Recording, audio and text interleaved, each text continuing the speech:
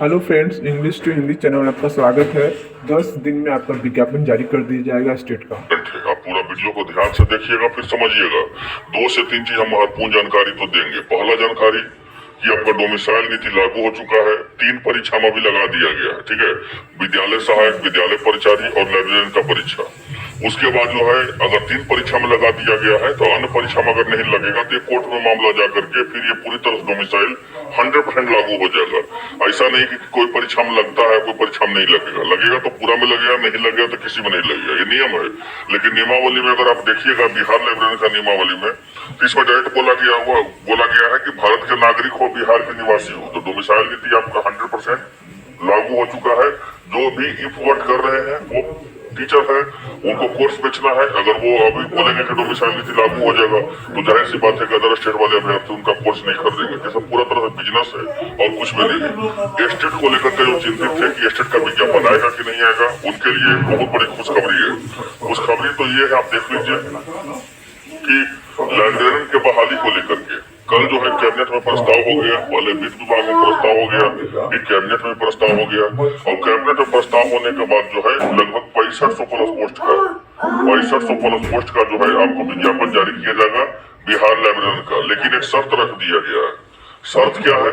तो शर्त है कि लाइब्रेरियन वही बनेंगे जो पात्रता परीक्षा पास होना चाहिए।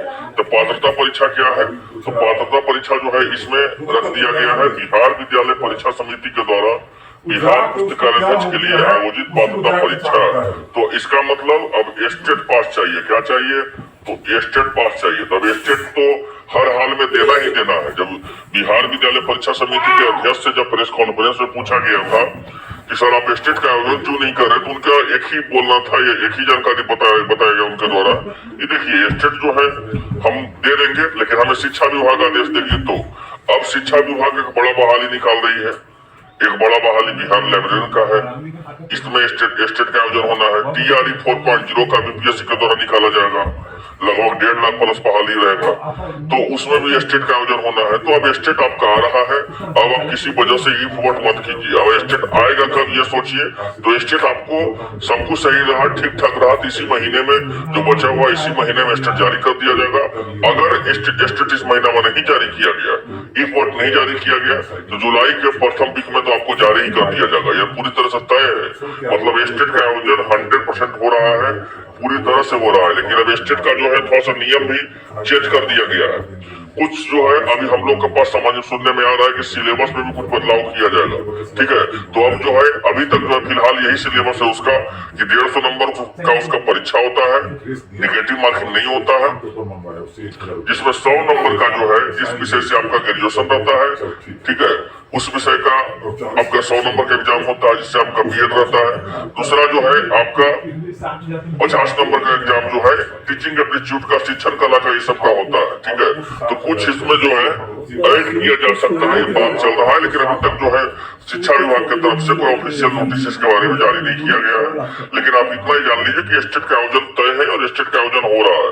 तो आप लोग कितना तैयार है स्टेट को लेकर के?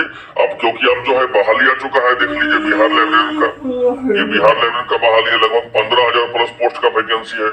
वो एक प्लस पोस्ट का नहीं, 15,000 प्लस पोस्ट का है। 6500 तो आपका बहाली बिहार लाइब्रेरियन का हो गया।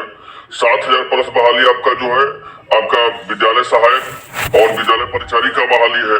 तो लगभग जो है और उसमें परिचारी का भी बहाली बहुत सारा होने वाला है। उसमें आप समझ सकते हैं, जिसको जो है ऑफिस अटेंडेंट बोलते हैं, या आप बोल सकते हैं कार्यालय परिचारी। तो कहने का था तो मतलब हो गया कि आपका बहाली अच्छा ठीक ठाक देखने को मिलेगा। अब आप लोग कितना तैयार हैं इस बात को समझिएगा। अनुकंपाधारी वाले बहुत सारे अभ्यर्थी पूछ रहे कि सर क्या इसके लिए परीक्षा का, तो देखिए परीक्षा का तो जो भी रहेगा, लेकिन जो भी अनुकंपाधारी वाले अभ्यर्थी हैं उनको 50% डायरेक्ट वहां से भर दिया जाएगा। 50% में ही जो है आपको 50% में ही जो है डायरेक्ट परीक्षा होगा, 50% आपको भर दिया जाएगा। लेकिन लाइब्रेरियन का जो बहाली रहेगा उसमें डायरेक्ट बहाली रहेगा। लाइब्रेरियन में क्या रहेगा? तो डायरेक्ट बहाली रहेगा। तो यहाँ पे देख लीजिए 6500 स्कूल का, बिहार लाइब्रेरियन का 6400, 2000 आपका परिचारी का होगा। लेकिन एक जानकारी हम आपको दे दें कि और ये आंकड़ा बढ़ सकता है। 6421 जो आंकड़ा है ये बढ़ेगा, लगभग 7000 हो जाएगा। तो मतलब ये बहाली अगर हमसे पूछिएगा, या इसको अंतिम तक मुहर लगने दीजिए जब तक, अभी तो कैबिनेट से मुहर ही लगा है। और कैबिनेट जैसे ही मुहर इसका लगा है तो उसके बाद अभी बहाली का जो है सभी जिला से रिक्तियां लिया जाएगा। लेकिन उम्मीद है कि लगभग आपका बहाली कितना रहेगा, तो लगभग आपका बहाली पूरी तरह से कार्यालय परिचारी और क्लर्क का, खास करके यूपीएससी के द्वारा टीआरई 1 हो गया, टीआरई 2 हो गया, टीआरई 3 हो गया, टीआरई 4 भी होने वाला है, लेकिन क्लर्क का बहाली नहीं हुआ है। तो इस क्लर्क का बहाली को लेकर के आपको देखने को जल्द से जल्द मिलेगा। बहुत सारे अभ्यर्थी पूछ रहे हैं कि सर ये बताइए, ये जो विद्यालय सहायक का बहाली है या विद्यालय परिचारी का बहाली है, इसका आयोजन क्या बीपीएससी परीक्षा करवाएगी? तो बिल्कुल भी नहीं करवाएगी। इसका परीक्षा बीपीएससी नहीं करवाएगी। बीपीएससी परीक्षा करवाएगी लाइब्रेरियन का 65 पदों का जो वैकेंसी रहेगा, इसका परीक्षा जो है बीपीएससी करवाएगी। लेकिन 6421 पदों का जो भी है क्लर्क का, चाहे आपको परिचारी का, इसका परीक्षा बीपीएससी नहीं, इसका परीक्षा बीएसएससी ही करवा सकती है। ठीक है, बीएसएससी करवा सकती है, बिहार कर्मचारी चयन आयोग। अब जो है सरकार का देखना है कि किसको देती है पूरी तरह से।